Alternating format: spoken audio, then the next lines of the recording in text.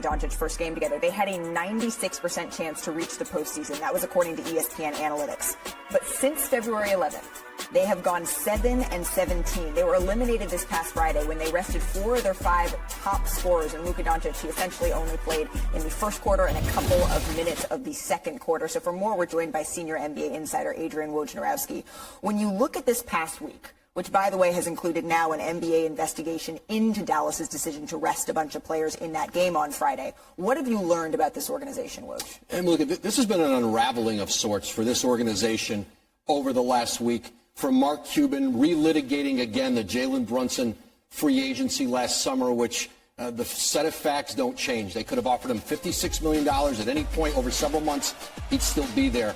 And then Jason Kidd essentially, what's going to cause this investigation is Jason Kidd coming out and saying, essentially, my bosses told me to tank, to lose these games. They made a decision that ultimately they didn't believe they could, if they were in the play-in, that even with Luka Doncic, Kyrie Irving, that they could advance in the playoffs. They want to keep their draft pick from the Knicks.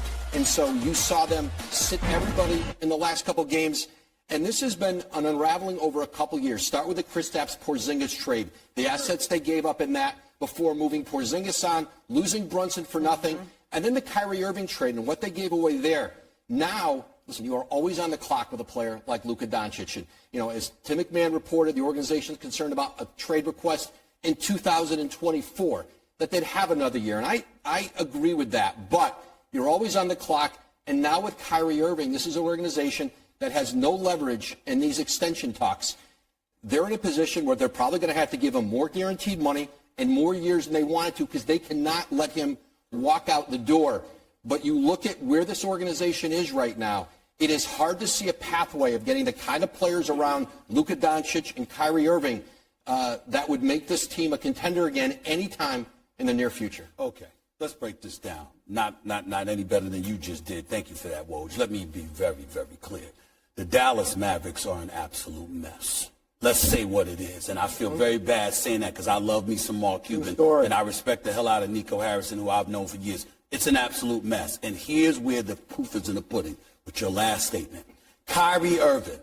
You had Cleveland to exit. You had Boston, which was a mess. You had Brooklyn, which was a mess. Couldn't even get his money while we watched Bradley Beal and Zach LaVine get $200+ million contracts, okay?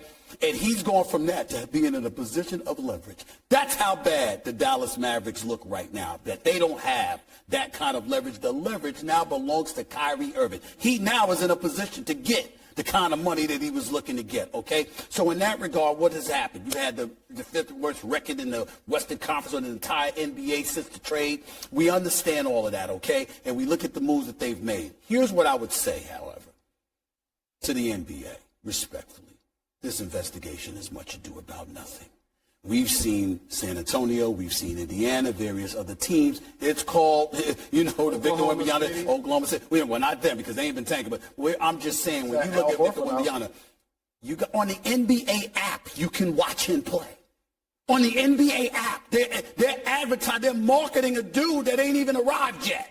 Because everybody is looking to get into those sweepstakes. You can't see that and see teams, Detroit. I mean, we know how bad, I'm sorry to break that to you. You know how bad they've been.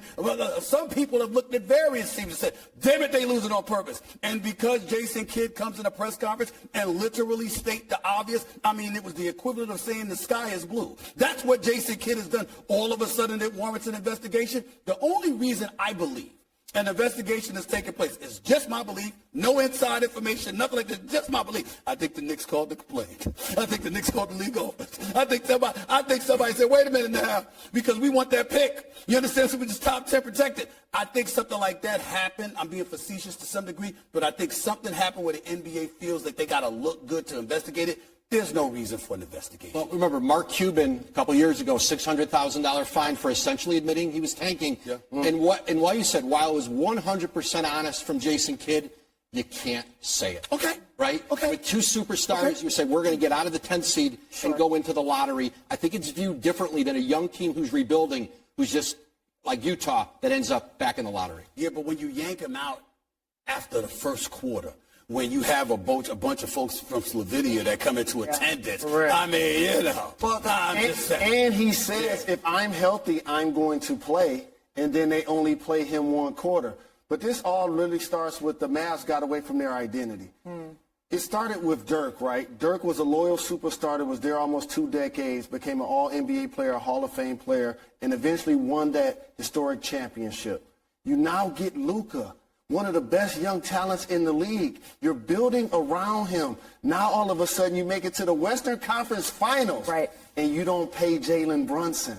So now you're reaching to try to search to recapture what you had with him. But you said the most important thing. They may have Kyrie Irving in 2 years and might not have Luka. How about that? Well, and Luka Doncic was what they got. That's what that draft pick parlayed into in 2018 when Mark Cuban was fined that $600,000, and that's what they're looking at here. They could either be fined, they could lose a future draft pick, yes, including this year, although we don't expect that to happen. That would be the ultimate irony in all this, and team personnel could be suspended. I want to bring Mike Wilbon into this conversation and get his thoughts. Yeah, the investigation, Stephen A., I'm totally with you. That's a waste of time. That's just cosmetic. That's PR. Enough. Just don't want to hear it. Because you know you've had teams facing this decision. What was really bad for Dallas and what ought to embarrass the organization is the way they handled it. You can make the same decision weeks earlier, keep that in-house, but you did it publicly. You thumbed your nose at something that the league is really trying to promote and push out there, the play-in tournament. So that's embarrassing. You do this in the 11th hour, like you didn't know what the stakes were with your draft pick days and weeks and even months earlier. That's insane. But you have so many places to point the finger here. You have Mark Cuban and that situation. By the way, I thought Jason Kidd handled this as well as you could possibly handle it by coming out there saying, yes, this is what is going on. I'm not going to sit here and just lie for anybody. These are my bosses. This is what they decided to do. But also the signing, the trade to get Kyrie Irving. How many teams are going to be seduced by Kyrie Irving's talent only to be betrayed by it weeks or months later? How many teams? Leverage, maybe he does have the leverage. I wouldn't keep Kyrie Irving if I'm Dallas. I expect Luka to wind up asking for a trade, not in 24. I'm not going to sit here and just lie for anybody. These are my bosses. This is what they decided to do. But also the signing, the trade to get Kyrie Irving. How many teams are going to be seduced by Kyrie Irving's talent only to be betrayed by it weeks or months later? How many teams? Leverage.